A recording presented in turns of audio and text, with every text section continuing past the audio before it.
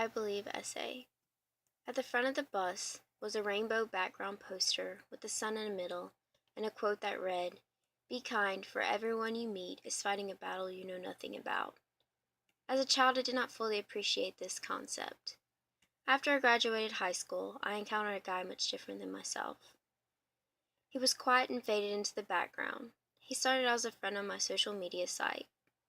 He randomly messaged me one day and I replied as a friend.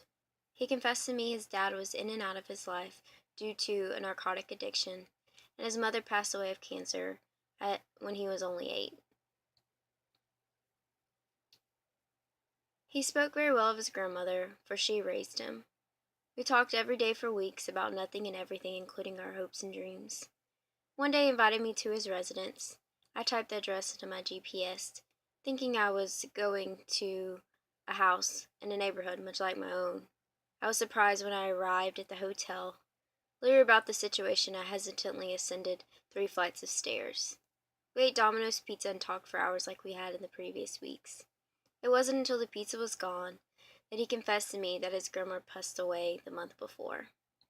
The home he was living in was taken away, forcing him to sell his car, walk to work, and live in a hotel. As I went to leave that night, he was standing at a third-story window waving frantically goodbye. I just laughed. I did not hear from him again until about 4 years later, when I randomly received a message again on a social media website. The message recited, "Thank you, I never really thanked you. I never had a friend do anything like you did for me. I planned on ending everything that night in that hotel room, and having your company there kept me from it." As I read those first 3 lines, I began to cry. I suddenly realized what that poster meant I saw every day on the school bus. On the surface, I had no idea of his struggles and pains. He ended the message with the positive things in his life. He stated, "I moved away, I'm getting married, and I'm expecting a little girl. If it was not for your kindness in keeping me company that night, I would have never found this joy I have now.